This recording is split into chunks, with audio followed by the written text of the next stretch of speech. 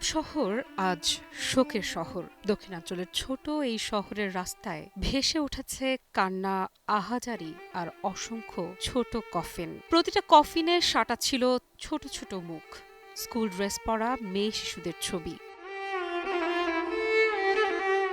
শনিবারের সেই হামলার পর এটাই প্রথম বড় জনসমাগম, আর সেই সমাবেশে চোখে পড়েছে একটাই দৃশ্য: ভেঙে পড়া পরিবার, কাঁধে কফিন, হাতে সন্তানের ছবি।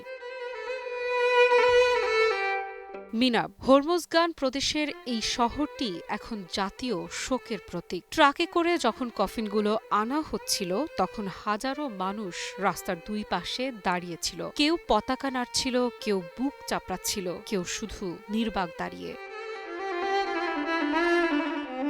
দখলদার ইসরায়েলের হামলার লক্ষ্য ছিল ইরানের মেয়েদের একটি প্রাথমিক বিদ্যালয়। স্থানীয় গণমাধ্যমের দাবি, মার্কিন ইসরায়েলি যৌথ অভিযানের প্রথম দিনেই এই আঘাত আসে, আর সেই আঘাতেই প্রাণ গেছে ১৬০ জনেরও বেশি মানুষের, যাদের অধিকাংশই শিশু।